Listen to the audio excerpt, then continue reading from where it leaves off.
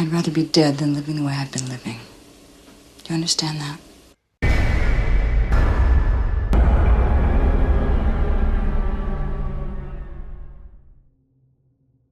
The Woodline by Rich Cantaloupe.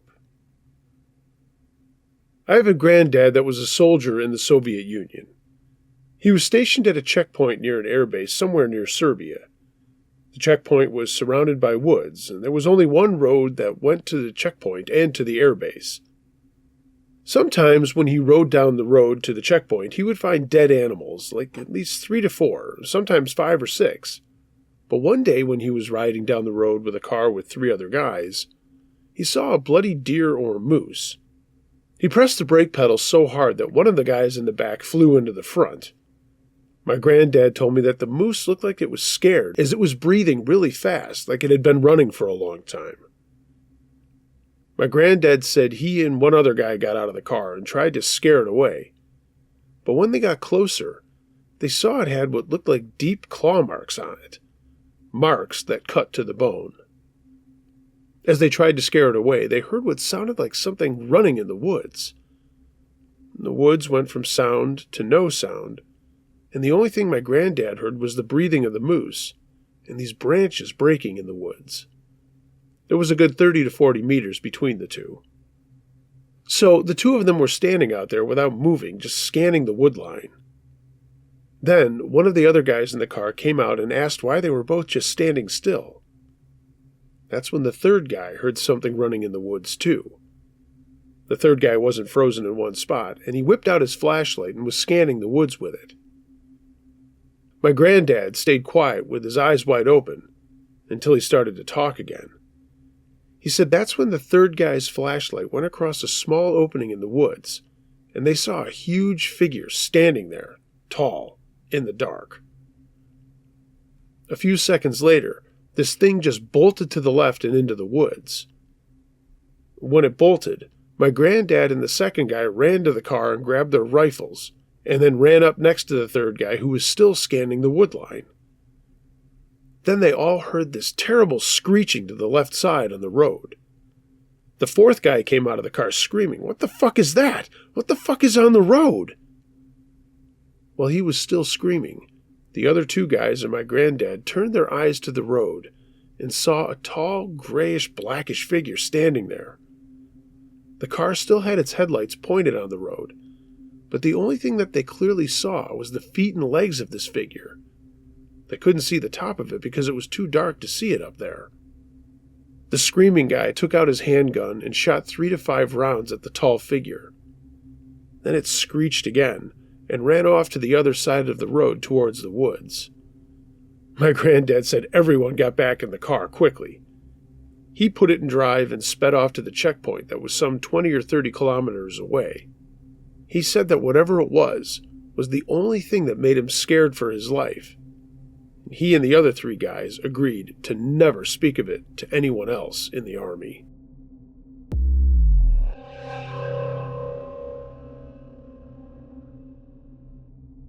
Room 113 by Can't Unsee It 74.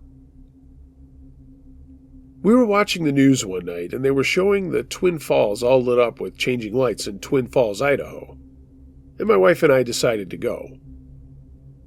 It's about 2 hours away from us, so my wife booked a room at a dog-friendly motel, and we waited for our day to go. Me, the wifey, and my 1-year-old pup hit the road, and it was a great drive all the way there, and we were jacked to be going to the falls. We rolled into Twin Falls, located our motel, got to our room, and unloaded our stuff. The room was really nice and looked brand new. We went outside and walked around the building. Other dogs were also going in and out, and we heard yelling at a Mexican restaurant next door. It was really hopping, and the people were taking presents into the front door area. My wife said she wanted a margarita, and she headed into the restaurant's front door. Myself and the pup went to the front of the building to a grassy area and the main drag with traffic zipping by. We killed just enough time that it was almost dark, and then we asked directions to the falls at the front desk, which happened to be nearby. We got to the falls area, and it was so busy we had to pull over and were told that we could drive down to the falls, but only when they told us to. It was a tight and winding road down to the parking area. The falls were very cool where we were standing. We were at the very top area of the falls, and the water was crashing away below us. It was well worth the drive to finally see the falls, and when we felt we had wandered around enough, we headed back to our motel room. We were laying in bed now, puppy in the middle just below the pillows, and we were playing with our little guy, and my wifey said she had to go to the front desk and ask about our bill. We had ordered 2 rooms somehow. Anyway, she left the room and I was on the left side of the bed and really close to the edge with the puppy in the middle. I was messing with him, giggling, and just enjoying his playful grunts and bites, when all of a sudden, the mattress was lifted right up behind me, maybe 4 times, like waves hitting a boat sideways. It was really noticeable. I was on my side with my elbow on the bed and my hand holding up my head. I quickly looked behind me, and there was nothing there. I would say this was around 10 p.m., and the lights were on. When my wife returned, I told her that something had been rocking me and the mattress. I'm right around 205 pounds, and this mattress was a very tall one, not easily grabbed, let alone to be lifted, with me right next to the edge. We got ready for bed, thankful for a great day in this small town, and we hit the hay. At around 3:30 a.m., my wife woke me up by moving around and said, "Something is moving the bed over here." She sounded a little miffed, and despite it being weird, we just fell back asleep. When I went for coffee in the morning, I told the front desk person what had happened, and he said that's never happened there as far as he knew. When we went for breakfast, there was a table full of uniformed motel workers, and I asked them if they had ever had any issues in room 113, and a couple of them shook their heads no. Back in the room, I lifted the mattress up, and it was a small spring and metal band system, so I took pictures of it, always debunking. This was a great bed system. The lower sides were painted steel, and I could see the floor past the metal webbing. It was a Sealy mattress that looked new. Before writing this yesterday, I called the motel and asked the lady that answered if the mattress shaker had bothered anyone else since we had been there, and she said, "I've worked here quite a while and never heard of this happening before." I hung up and thought, well, I told your front desk and a table full of workers, so somebody has heard of this before. I've wondered if the bed spring system had something to do with it, but being a metal fabricator most of my life, I really doubt it was just that, from our weight. This happened in March of 2022.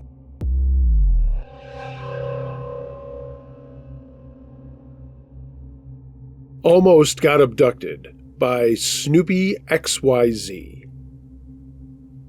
I'm a 29-year-old male. I was out partying this Friday night with 4 of my female friends, 2 of which I had just met that evening. We were having drinks at a club in Bratislava, Slovakia, Europe. The night was going great. We were dancing and talking. All of us had fun. At around 2 a.m., the girls grabbed a taxi and went home. I stayed a bit more in the club to finish my drink. I danced on the stage for about 20 minutes, and then I grabbed a taxi and went home. When I arrived on the street where I live, my drunk ass realized that I had no keys and I couldn't get home as I live alone. So I called another taxi and went back to the club to look for my keys. First, I went to the bar to ask if anybody had brought any lost keys to them that night. Unfortunately, they didn't have my keys. So I started to look around for them in the club in every place that I was that night. I turned on the flashlight of my phone and had been looking for the keys in a mass of people. About 10 minutes went by and I hadn't found anything apart from broken glass and cigarette butts. I went back to the place where I was initially looking for them. That's the place where we had been having our drinks with the other girls. I started to look for my keys on the sitting benches instead of on the ground. I had my keys in the inside pocket of my jacket as I always did, and my jacket was placed in the corner of that bench the whole night before I first left. People were sitting on the benches and they'd had their jackets on the benches too. I sat down near the corner where I was sitting before, and beside me was a guy with lines of some drugs on his phone, freely giving them to other people. He had put his jacket in the corner of the bench, and I wanted to look at the corner of it to see if my keys had been pushed over into it or something. So I grabbed his jacket, and to my surprise, My keys were right under his jacket, in the middle of the bench. I was so happy to find my keys, and I was drunk and started pretty much yelling how happy I was to find them. I was getting fucking desperate at that moment. There was a guy on the bench that we'd met with the girls before in the club. I'll call him L. He was really nice during the whole night, and so I kept talking to L after I found my keys. I even went to the bar and grabbed another beer just to talk for a bit more. I went to the toilet to have a pee, and when I came back, L had found him an acquaintance to which he was talking. So I just started to finish my beer while I smoked a cigarette and was getting ready to go home. This is when the guy that had lines of drugs or whatever on his phone started talking to me. I'll call him Pedro, as it was definitely a fake name that he gave me. I've been talking with him in English. Pedro was 19 years old, and he was from Colombia. He told me stories about how life is in Colombia and his family struggles. He told me that his father had died recently, and he was the oldest son, so he was in Slovakia trying to make some money for the family. He even showed me photos of him and his family back in Colombia. I sympathized with Pedro, and I was feeling sorry for him. After about 20 minutes, L had scored with a girl that he'd met, and he said that they were going home. He asked Pedro if he had any MDMA on him, and he sold him some. So then L left with the girl. People around the bench had seen that happening, and so they wanted some drugs from Pedro, so he started to make lines on his phone again. I told Pedro that I was heading home, and I wished him the best of luck, grabbed my jacket, and started walking. This is when Pedro called out to me and stopped me, said that it was late and he should go back to his hotel too. He scratched the drugs from his phone onto the table, took his belongings, and then told the people they could finish whatever was left for free. Pedro and I walked out of the underground club. When we were outside, he asked me if I could walk him to his hotel, which was nearby, a 5-minute walk. He told me in the club that he had no friends and no family in Slovakia, and I really sympathized with him. I told him that, sure, I could walk him to the hotel.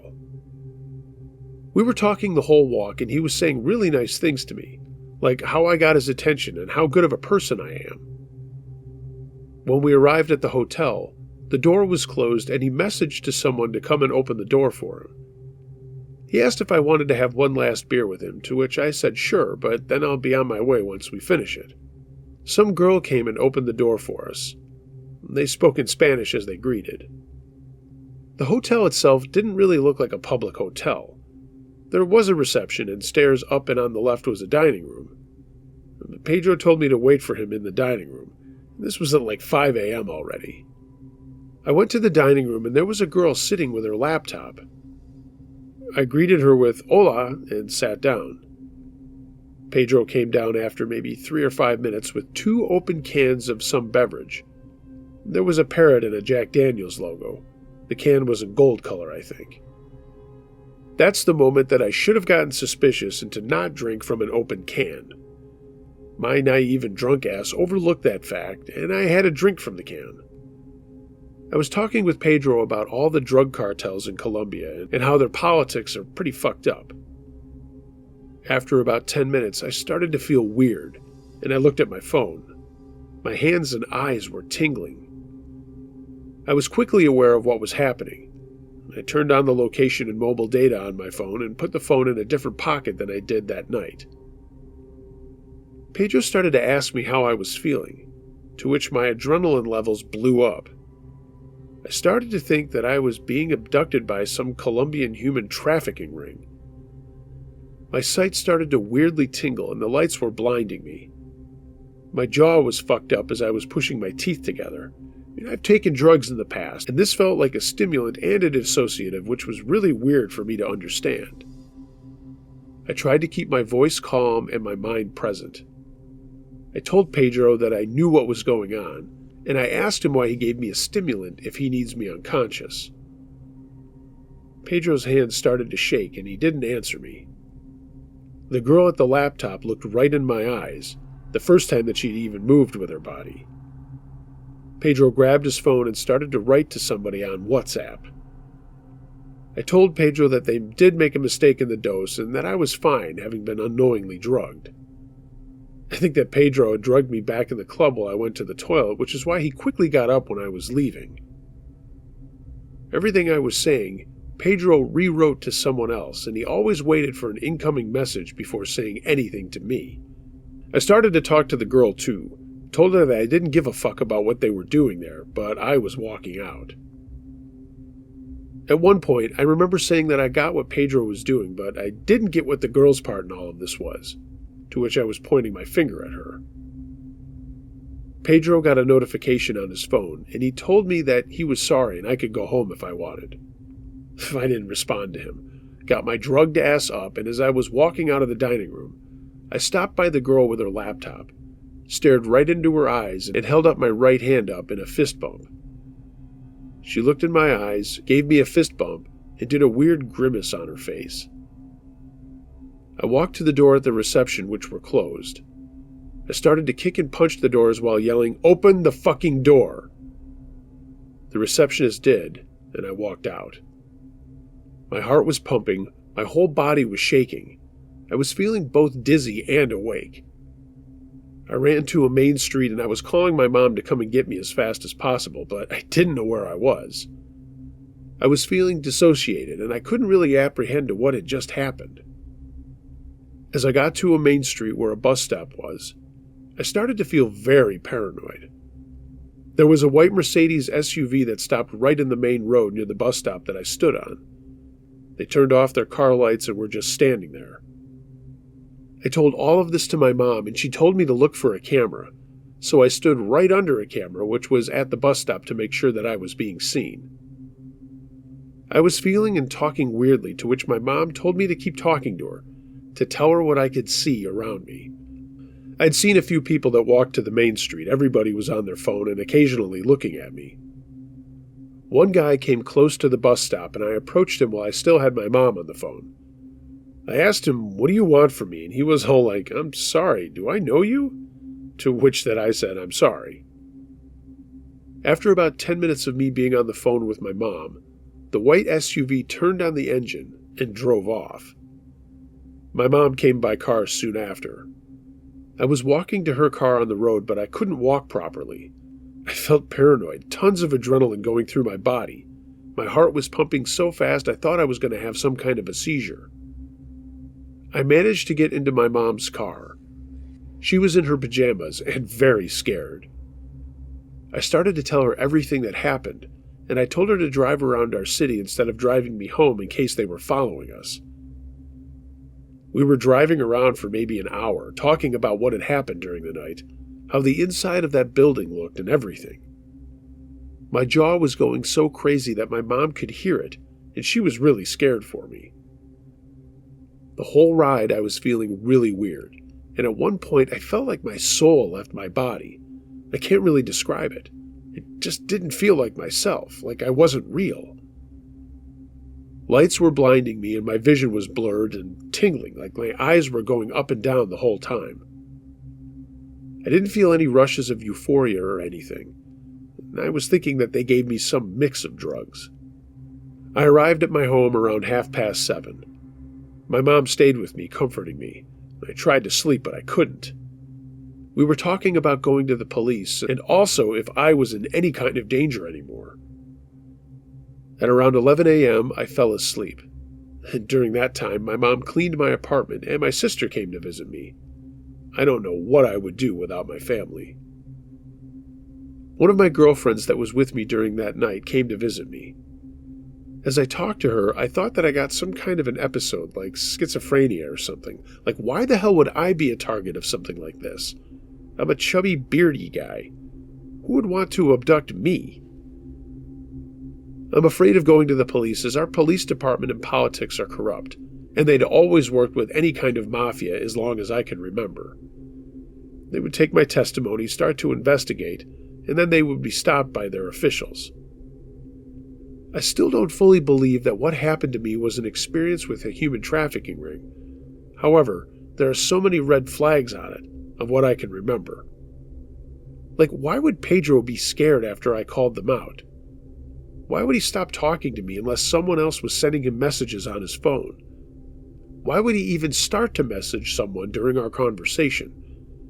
And why the fuck would he drug me without knowing it? But ultimately, why the fuck would he let me go? So, Pedro and the weird girl from the hotel and possibly the Colombian human trafficking ring, let's not fucking meet ever again.